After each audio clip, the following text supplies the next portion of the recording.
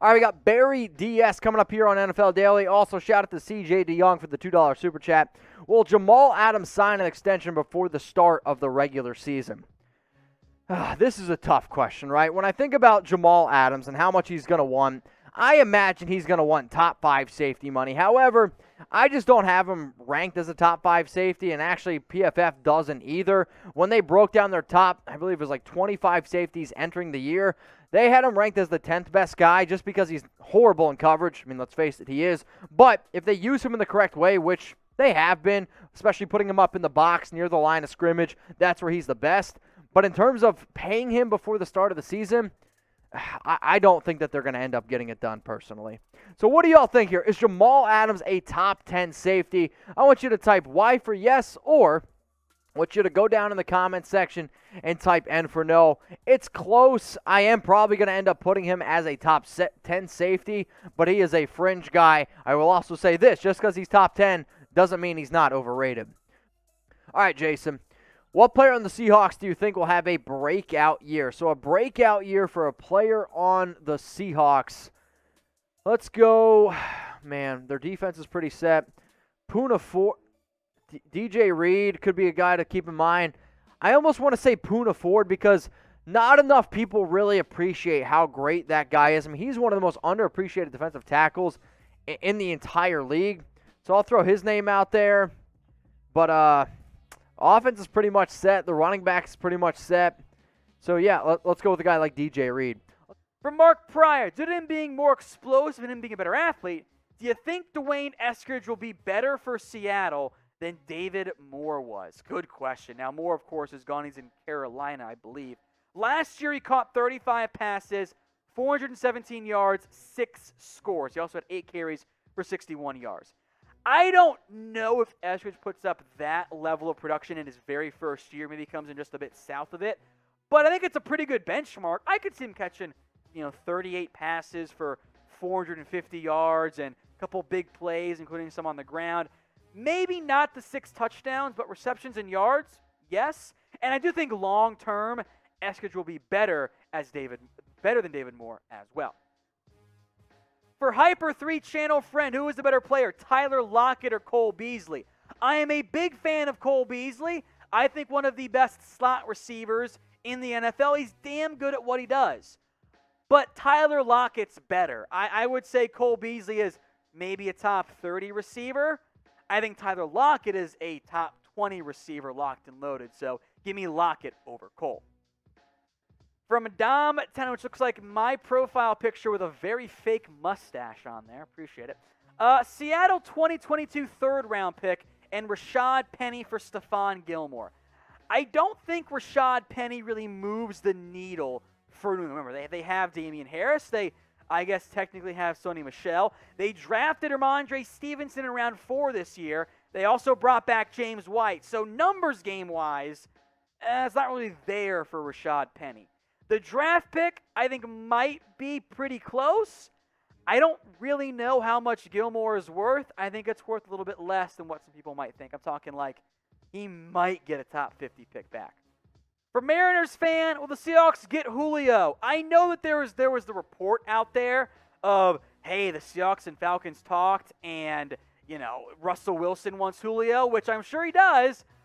I'm not sure how they make that work from a money perspective without redoing a bunch of deals, which I'd be okay with, from a draft capital investment perspective, and from a playing time perspective. Remember, Metcalf and Lockett, and they have a second-round pick in Dwayne Eskridge on the roster. So making that all work, I'm not sure how it actually fits all together in the end. Miguel Weaver, you're next up here on NFL Daily. Seattle getting Julio for a second and a late pick next year.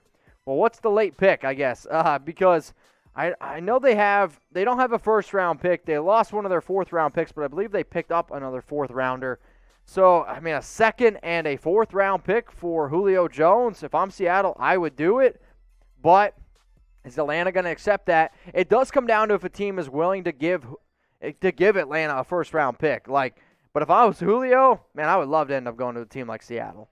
A move that literally every single person that's watching our show needs to do right now. You need to go ahead and download the free Newsbreak app. So if you're watching the show on your mobile device, if you tap in chatsports.com/newsbreak, it's going to take you right to the App Store. Then you can download the app, and that way you can stay up to date on literally everything going on in your city. If you're watching on desktop, it's going to take you to, like what the App Store would look like. You can still download the Newsbreak app, but I'm telling you right now, the easiest way to do it is on your mobile device. How do you do it? Chatsports.com/newsbreak. I'll put that link in the comments. It'll also be in the description. So it doesn't matter what city you live in. It doesn't matter what your zip code is. If you want to shout out what city you're in, that way I can look out for the people who actually downloaded this app. I would appreciate that. But here's what you need. If you're looking for weather, obviously, it's important. I was just in Austin, Texas last weekend. I was literally checking my phone all the time on the Newsbreak app to figure out whether or not it was going to rain and whether or not I was going to be able to get my softball tournament in. I got politics, food, pop culture. If you're visiting a city, if you just moved to a city, believe it or not, I like to know the hopping places and where to go. If you want more sports content and if you want more exclusive sports content from Chat Sports, it can all be found on the Newsbreak app. So go tell them that we sent you. How do you do that? By using that link below, chatsports.com/newsbreak. From Carne Asada, thoughts on Seattle's defensive moves this season? Overall, I think pretty good. I think especially on the defensive, at the edge rusher spot, Kerry Hyder, you kept Benson Mayowa, and Carlos Dunlap. That's really good. Linebacker, even without KJ Wright, for now at least, is a pretty good spot. The cornerback room gives me some concern. It's deeper.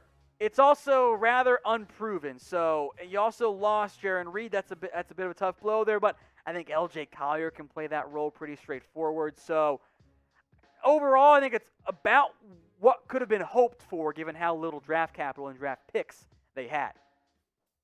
What up, Jason? And the position that the Seahawks are in, what do you think they should do? Also, have a good day. Also, keep up the good work. And everybody needs to sub to the channel. I agree with all those things. In terms of the position that the Seahawks are in, I think they do need to find another receiver, at least to be a complement to Lockett and DK Metcalf. I don't know if it's Julio Jones, but they also need to go out and, I think, bring in one of these top cornerbacks, whether that is a Steven Nelson, Richard Sherman, whether it's trading for Stephon Gilmore. The cornerback position is a glaring need still for Seattle. Seattle Superfan 1212. Should Seattle trade for Danielle Hunter instead of Julio Jones? I think from an immediate role perspective, it's a little bit easier to find a spot for Hunter.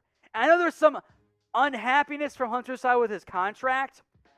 I think in the end, I would be surprised if you saw Hunter get traded to Seattle or to whomever because of the way his injury is. He's coming off a neck issue. That's a red flag for teams. They don't give up big assets for someone who's going off a neck issue and wants a new deal, by the way.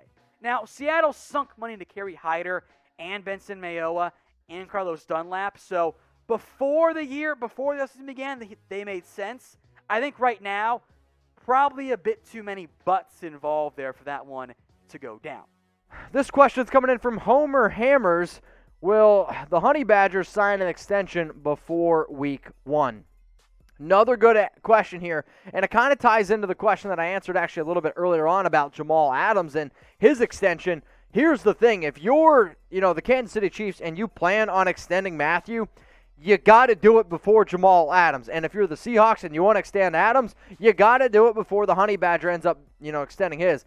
I mean, if I'm the Chiefs, I go ahead and do it. And the biggest reason is this. You have a Super Bowl window, and as long as Patrick Mahomes is there, maybe their Super Bowl window is forever. But if you have a solid player and you can do it, I think you go ahead and do it. Now, he was the 11th best safety according to Pro Football Focus last year. Some of his numbers might be, a little bit inflated because teams were always throwing on him. That's what the 6 INTs were. But he's still a super dynamic player. But I am going to ask you all this. Between Jamal Adams and Tyrann Mathieu, who's the better safety? If you think it's Adams, type JA.